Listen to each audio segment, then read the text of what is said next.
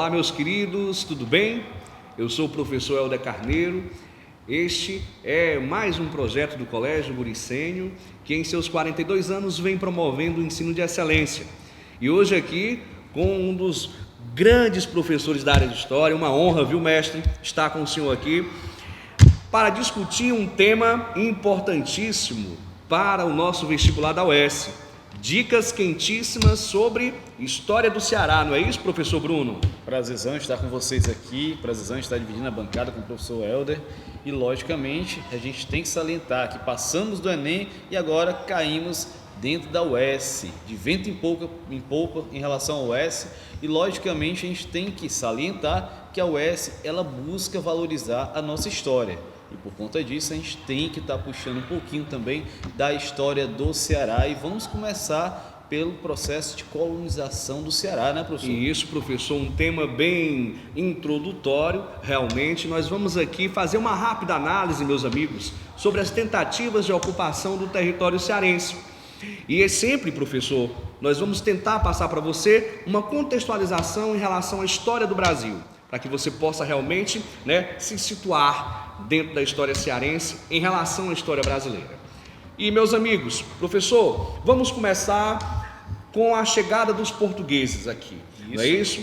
Todos nós sabemos que os portugueses aqui chegaram em 1500, porém, como nós estudamos em sala de aula, vocês sabem que Portugal não se interessou de imediato por nossas terras. Nós sabemos perfeitamente os motivos. Primeiro, porque eles não encontraram, não foi isso, professor Bruno? Eles não encontraram aquilo que eles realmente desejavam enquanto nação mercantilista. Eles não encontraram os metais preciosos. Segundo, porque estavam mais envolvidos com o comércio das especiarias no Oriente. Meus amigos, este primeiro momento da história brasileira, como é sabido por todos, é conhecido como Brasil pré-colonial. Porém, professor, os portugueses mudaram de opinião, não é isso? Isso mesmo. O comércio com o Oriente, ele já não ia muito bem. Sem falar, meus amigos, que o medo iminente de perder as terras na América para outros povos, acabaram fazendo com que os portugueses optassem pela colonização do Brasil. E assim, dando início ao período colonial brasileiro. É bem verdade, professor, que o Ceará, ele praticamente permanece esquecido no primeiro século de colonização, não é isso? Tanto é isso, professor, que nós, historiadores, nós temos uma dificuldade muito grande, inclusive, com as fontes desse período. Por quê? Isso. Até o século XVIII, o Ceará, ele estava dentro da capitania de Pernambuco, ele pertencia à capitania de Pernambuco, vamos dizer assim, administrativamente. Então, quando o historiador ele vai tentar reproduzir ou tentar construir a história desse período, nós temos uma dificuldade grande, porque ou as documentações estão em Pernambuco ou estão lá do outro lado, em Portugal. Exatamente. E, meus amigos, o Ceará permaneceu praticamente todo o século XVI esquecido. E é claro que existem motivos. Quais são os motivos, professor Bruno? De imediato, os portugueses, quando chegaram aqui, eles não encontraram aquilo que realmente eles queriam. O que seria isso? Os metais preciosos, as especiarias ou o tal pau-brasil. Verdade, professor? Isso. Além do mais, a gente também dificultou um bocado. Quando eu falo a gente, lógico, o nosso Ceará. Por quê? Primeiramente, a questão geográfica. O Ceará, ele não tem um litoral que tenha, vamos dizer assim, uma preponderância de baías. Então já era muito complicado para o português chegar no Brasil e chegar especificamente no Ceará e aportar. Logicamente, você conhece Fortaleza, você sabe muito bem que nós temos essa abundância de ventos. Então você imagina no século XVII que o português chegava aqui sem ter um porto natural, com uma grande quantidade de ventos, com um mar revoltoso, como sempre foi o mar aqui do nosso litoral. Então já era uma dificuldade eminente ele adentrar através do litoral. Por conta disso, a nossa parte de exploração, vamos dizer assim, a colonização, ela não veio de imediato do litoral, mas sim do próprio continente. E aí tem um outro propósito também de dificuldade, vamos dizer assim, que é a questão do clima. Todos nós sabemos que o Ceará tem um clima, logicamente, bastante quente, pesado. Você que está aí, que mora em Fortaleza ou que mora no interior, sabe muito bem que nós temos aqui 4 meses de inverno, às vezes bom, às vezes regular, mas boa maioria do ano o que nós temos mesmo é um calor. E os portugueses que estavam acostumados com um clima mais ameno na Europa, quando chegam aqui, vão sentir muito a questão do calor. Junte isso aí, calor, junte questão geográfica e junte também a presença nativa. Os nossos nativos, meus queridos, eles eram extremamente arredios, eram nativos extremamente revoltosos, vamos dizer assim, né, professor? Ou seja, aquela história de que o índio dizia amém a tudo que o colonizador falava, aqui no Ceará, professor... Aqui no Ceará não teve isso não, pelo contrário, aqui os nossos índios deram muito trabalho à colonização portuguesa. Além do mais, a gente tem que abrir um parênteses também para entender a cultura indígena. Isso. Porque muitas vezes a gente diz, erroneamente pelo senso comum, que os indígenas eram canibais. E aí é um erro, né, professor? É verdade. Tem um errozinho, porque a gente tem que diferenciar o trato do canibalismo com o trato da antropofagia. Qual seria a diferença para o nosso aluno, professor? O canibalismo vai ser a prática de devorar o outro, tá? De devorar pelo gosto da carne, vamos dizer assim, diretamente, tá? Eu pegar o professor Helder, por exemplo, aqui e servi-lo num banquete, isso aí é canibalismo.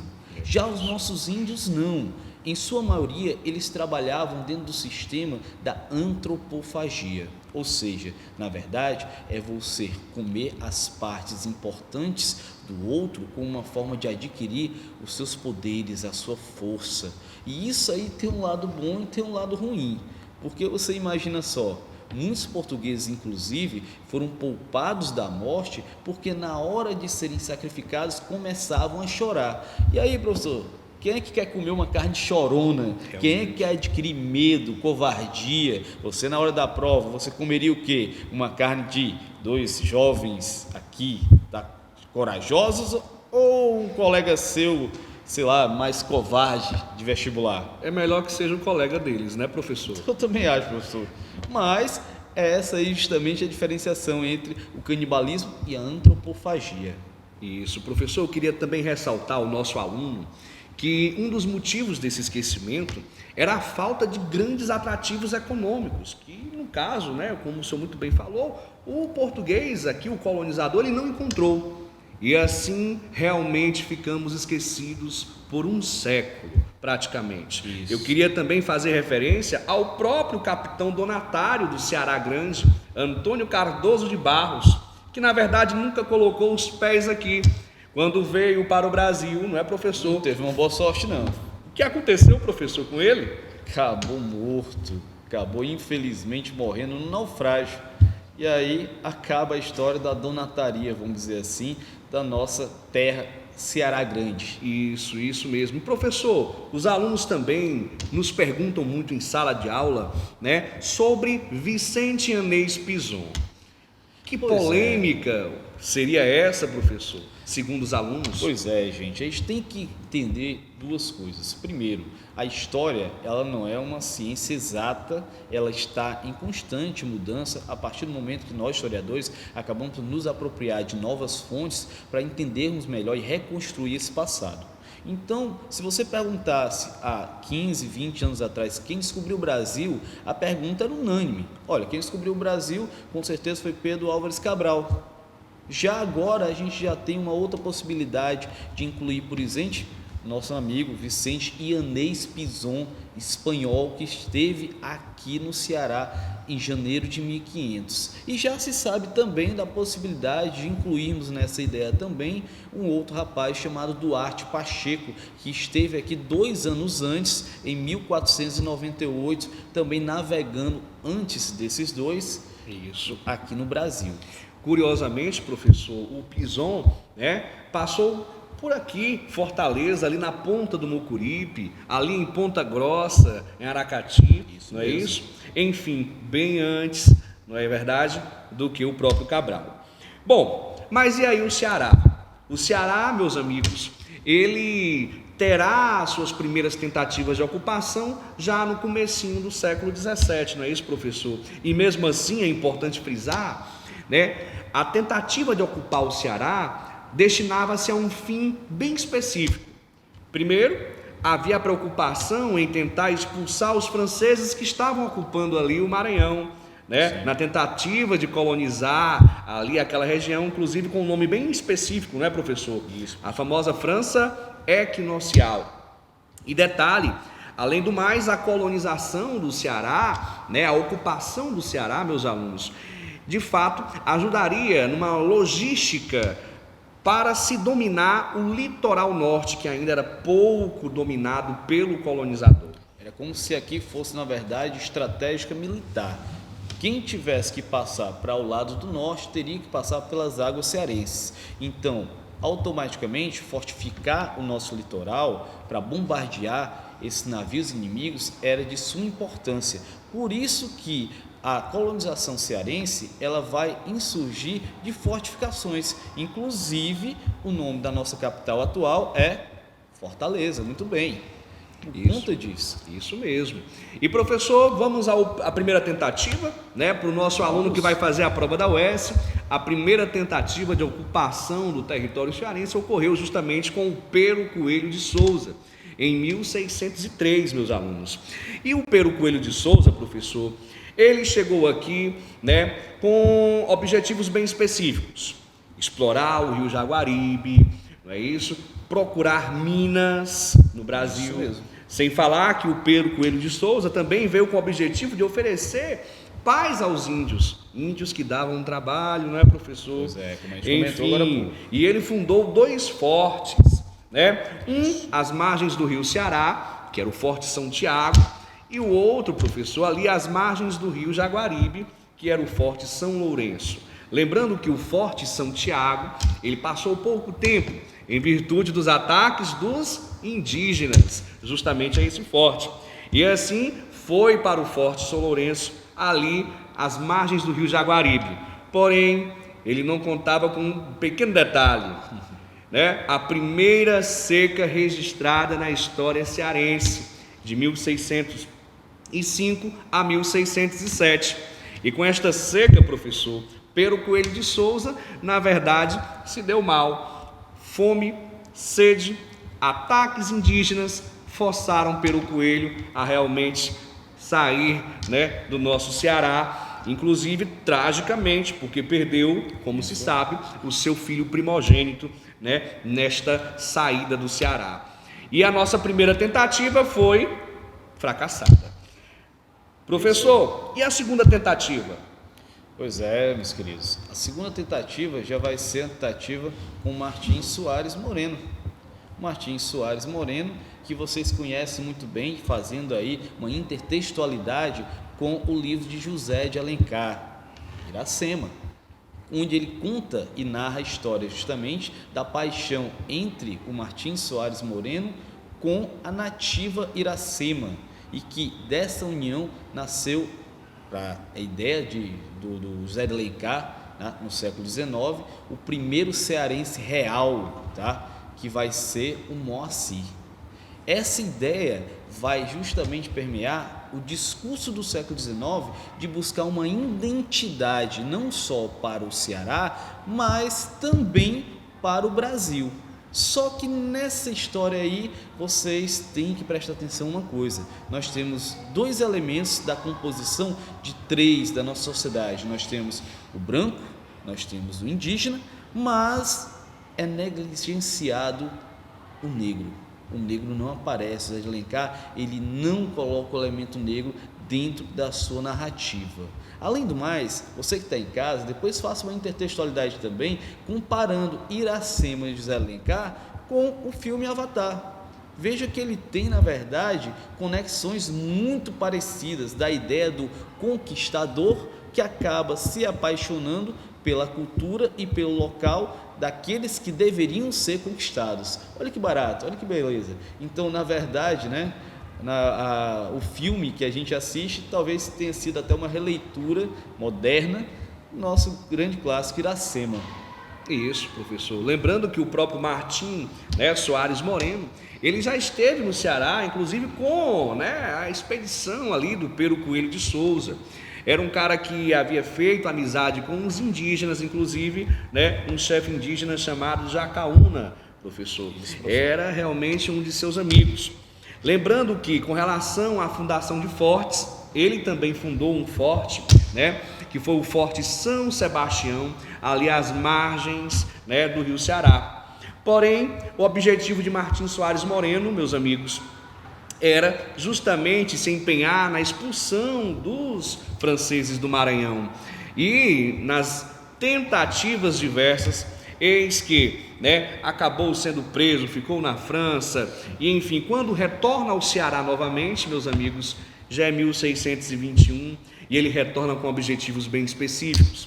O Martim Soares Moreno retorna com o objetivo de remodelar o Forte São Sebastião, reformá-lo, com o objetivo de tentar desenvolver a economia cearense, o que não deu certo, o que foi um fracasso, o que fez com que ele daqui fosse para Pernambuco e de Pernambuco para a Europa, não é isso, professor? Isso mesmo. E, professor, não podemos esquecer também, caros alunos, das tentativas dos jesuítas, né? Dos padres jesuítas inacianos que vieram para cá, né? Um pouquinho antes do próprio Martim Soares Moreno, que era o Francisco Pinto e o Luiz Figueiras.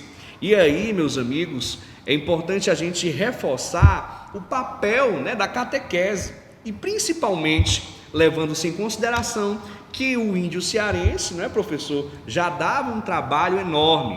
Esses jesuítas vinham com o objetivo realmente de catequizar, na palavra, né, professor, que mais se adapta ao processo, amansar o índio. Chegaram aqui no Ceará pelo rio Jaguaribe, foram para a Serra de Biapaba, porém com um desfecho bem trágico também, não é isso, professor? O padre Francisco Pinto acabou sendo morto por um ataque indígena, né, dos índios Tacarijus. E é claro, né, o próprio Luiz Figueiras foi quem conseguiu fugir. E o Luiz Figueiras escreveu o primeiro texto sobre o Ceará, que é a relação, né, do Maranhão. Enfim, saindo Martim Soares Moreno, aí nós vamos ter a dominação holandesa, professor, no Nordeste brasileiro. E como foi isso? Lembrando para os nossos amigos que estão aí assistindo, duas coisas. O professor falou sobre a questão dos jesuítas. Lembre-se que até o século XVIII, um dos principais braços do povoamento e principalmente da colonização foi justamente a Igreja Católica Apostólica Romana. Sem dúvida nenhuma. Até porque a igreja tinha um interesse muito grande em dominar as chamadas novas terras, a América, com medo de uma possível passagem do protestantismo para esse lado de cá. Então, isso é muito bom ser também pensado. Agora, falando nos holandeses, duas complicações também. Eles eram protestantes. Isso é verdade. Então, já começa um grande problema. Protestantes que atravessam o mar e vêm para cá, vêm para o Brasil em busca de quê? Bom, sabe-se que os holandeses eles tinham participação muito forte no processo ou na indústria do açúcar brasileiro. Então, quando eles acabam vindo para cá, já é uma junção de fatores. Primeiro, a questão da chamada União Ibérica. Entre 1580 e 1640, Portugal e Espanha se fundem em uma só, passando a ser a chamada União Ibérica. E deixam de lado nesse processo a Holanda, que era parceira de muito tempo do açúcar brasileiro. Quando a Holanda perde essa participação, ela vem se aster diretamente ao Brasil, ou seja, ela invade o Brasil para ter de volta o controle ou ter de volta a participação dentro do nosso açúcar. Como ela acaba, logicamente, invadindo Pernambuco, ela também passa a se interessar por outras áreas de ocupação aqui no Nordeste, lembrando mais uma vez que o Ceará era ponto de passagem de rota marítima, então era necessário colonizar o Ceará, ocupar o Ceará por uma questão estratégica militar. Isso, a exploração do Ceará serviria até de manutenção, né? Apoio à manutenção de Pernambuco. Então, para o Ceará vieram, né? O holandês George Gastman, ok? Que depois foi substituído pelo Hendrik van Haan e Gideon Morris de Jonge, que inclusive este, né, fatalmente morreu, né? Ele que estava no forte, né, sofreu um ataque indígena e Mais uma vez, nossos indígenas e realmente levaram a pior. E é com um holandês muito importante para o processo de ocupação do Ceará que nós agora vamos realmente tecer nossos comentários. E esse holandês foi o Matthias Beck. Sem dúvida nenhuma, Matthias Beck, ele ao chegar aqui fez uma coisa muito importante, professor. Tirou o forte ali das margens do rio Ceará e levou para um outro local, as margens do rio Pajeú, e lá fundou o forte Schorneburg. Professor, onde é que fica esse forte hoje? Esse forte hoje, caro aluno, ele fica justamente aonde nós encontramos a 10ª região militar, ali em frente ao Mercado Central. Do lado do passeio público? Do lado do passeio público, Professor, então é aquele forte ali? É aquele forte ali, Olha só. Schorneburg, ok? Que de fato ficou com este nome só até a chegada dos portugueses, uma vez que em 1654, como nosso aluno sabe, os holandeses foram expulsos. E assim os portugueses aqui chegaram, comandados pelo Álvaro de Azevedo Barreto, e o forte que era chamado de Schorneburg passou a se chamar Nossa Senhora da Assunção. um nome tipicamente religioso, como era característica marcante dos portugueses, não é isso, E professor? evidencia também a questão de apagar os traços do protestantismo. Inclusive, durante muito tempo, na historiografia tradicional cearense, se renegou a ideia de que um holandês protestante pudesse ter sido o fundador do forte, o fundador da principal, vamos dizer assim, o reduto de colonização de Fortaleza, justamente para evidenciar a questão do catolicismo. A nossa cidade ela vai se desenvolver a partir desse forte, não é isso, professor? E daí ele ganha grandes roupagens que, na verdade, vai ganhar incremento muito maior lá no século XIX.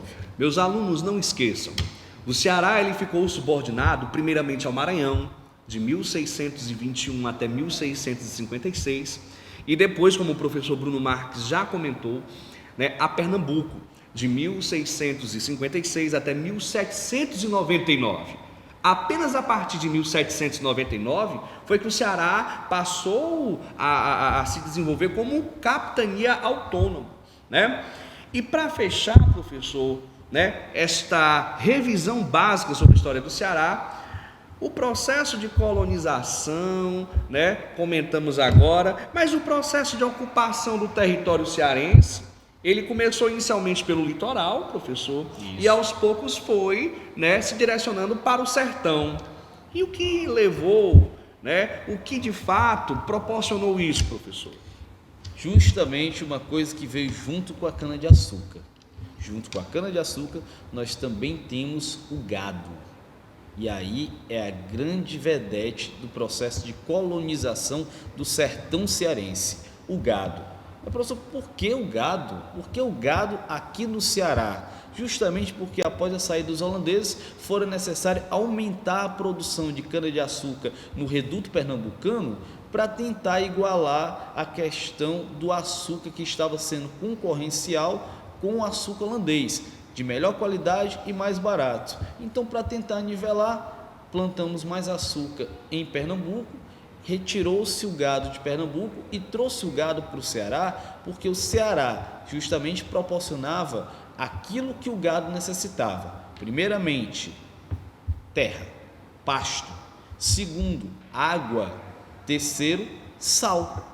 Sal, o gado precisava de sal e todo mundo sabe que no nosso interior nós temos também, vamos dizer assim, um tabuleiro cristalino que propicia, vamos dizer assim, tá? Esse sal. Então é através dessa caminhada do gado em relação aos rios perenes que nós vamos ter o processo de colonização do interior cearense. O gado é de suma necessidade, suma importância para essa colonização, professor. E falar de pecuária é falar de economia, mas economia colonial, professor, vai ficar para uma próxima videoaula. Caro aluno, eu espero que estas considerações o ajudem a fazer uma excelente prova da Universidade Estadual. Não é isso, professor? É isso aí, estamos torcendo por vocês e até a próxima. Valeu.